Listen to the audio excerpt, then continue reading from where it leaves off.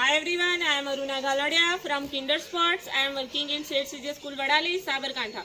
Today my topic is throwing. तो आज हम लोग देखने वाले हैं कि फुटबॉल में हम लोग को थ्रो किस तरह से करना चाहिए, किस तरह से हम लोग लॉन्ग थ्रो कर सकते हैं और इसमें क्या क्या हम लोगों को बेनिफिट मिल सकते हैं और इसके क्या क्या मतलब कौन सी बातें हम लोगों को ध्यान रखनी है, ये सारे पॉइंट्स आज हम लोग इस वीडियो में देखने वाले।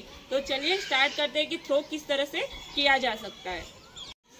ओके, अभी हम लोग देख लेते हैं कि थ्रो पहले हम लोग कब हमारा थ्रो आता है। तो अपोनेंट से अगर लाइन से बॉल बाहर चला जाए, उसी किसी भी बॉडी पार्ट्स को टच करके अगर अपोनेंट से बॉल बाहर चला जाता है तो हम लोगों का तब थ्रो आता है। तो थ्रो करने के लिए पहले तो हम लोग विदाउट बॉल भी मूवमेंट कर सकते हैं, जैसे कि इस तरह से मैं अपने देखिए इस तरह से समझ लीजिए कि आपके हाथ में बॉल है और ये आपकी मूवमेंट रहेगी। उस टाइम आपको ये ध्यान रखना है कि आपके दोनों पैर जमीन से टच रहे और जहाँ पे आपकी ग्राउंड की लाइन है वहाँ पे आपका पैर टच नहीं होना चाहिए। अगर पैर टच हो गया तो आपका फाउल होगा और अपोनेंट को बॉल मिल जाएगा। तो आपको ध्यान रखना है कि दोनों पैर जमीन से टच होने चाहिए। अगर थोड़ा भी ऊपर हो गया तो ये आपका फाउल हो जाएगा और इस तरह से आपकी मूवमेंट रहेगी। विदाउट बॉल आप लोग इस तरह से बेसिक से बच्चों को करवा सकते हैं। ओके, अभी हम लोग देख लेते हैं कि विद बॉल हम लोग किस तरह से थ्रो कर सकते हैं। तो पहले हमारा मूवमेंट ये रहेगा, ये वाला। पहले हम लोग थ्रो करते हैं, फिर इसमें क्या क्या बातें ध्यान में रखनी वो मैं आप लोगों को बताऊंगी।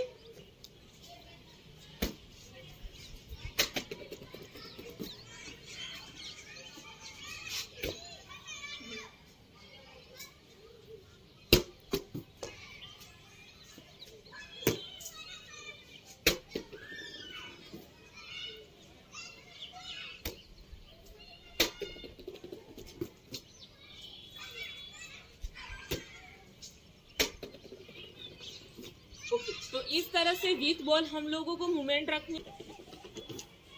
ओके, तो पहले तो लाइन पर इस तरह से हम लोगों को थ्रो कर सकते हैं कि लॉन्ग थ्रो जितना हो सके उतना आप लोगों को इस तरह से बैक झुकना है और जितना हो सके आगे की ओर उसको पुश करते हुए इस तरह से लॉन्ग थ्रो को देना है।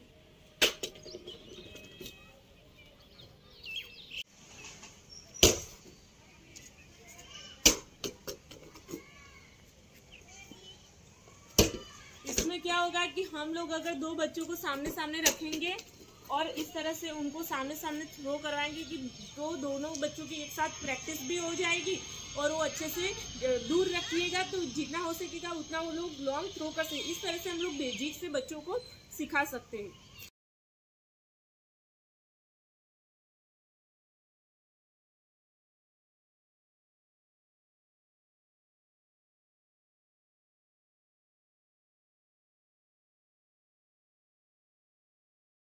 जितना हो सके उतना मैं अपनी बॉडी को पीछे की ओर ले जाऊंगी और आगे की ओर इसको इस तरह से पुश करूंगी।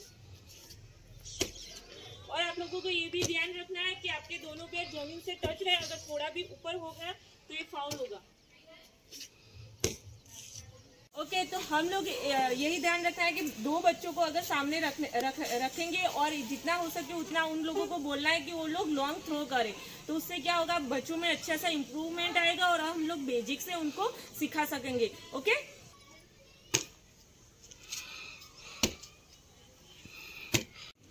तो ये था हमारा नॉर्मल थ्रो की किस तरह से हम लोग नॉर्मल थ्रो कर सकते हैं। अभी हम लोग देखने वाले कि रनिंग थ्रो किस तरह से हम लोग कर सकते हैं। अगर हमारे पास ज़्यादा सा टाइम नहीं होगा, मैच खत्म होने वाली है और हमें थोड़े ही टाइम में अपना गोल करना है, तो हम लोग लॉन्ग थ्रो किस तरह से कर सकते हैं। तो रन करके भी आप लोग इस तरह से थ्रो कर सकते हैं। जैसे कि मेरी लाइन वहाँ पे है तो मैं थोड़े 2-3 स्टेप पीछे की ओर चली जाऊंगी और ये रन करूंगी and throw. Okay, run and throw.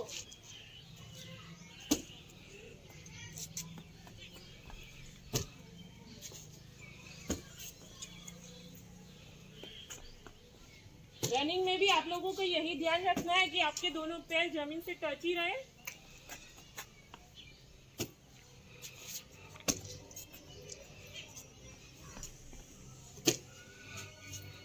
Okay, तो ये थे हमारे 2 पॉइंट जो नॉर्मल धीरे से हम लोग कर सकते हैं थ्रो, और एक था हमारा रनिंग थ्रो। ओके, तो इस तरह से हम बेसिक से अगर बच्चों को सिखाएंगे तो वो अच्छा सा इम्प्रूव ला सकते हैं और गेम में भी वो लोग अच्छे से लॉन्ग थ्रो कर सकते हैं। Okay, thank you.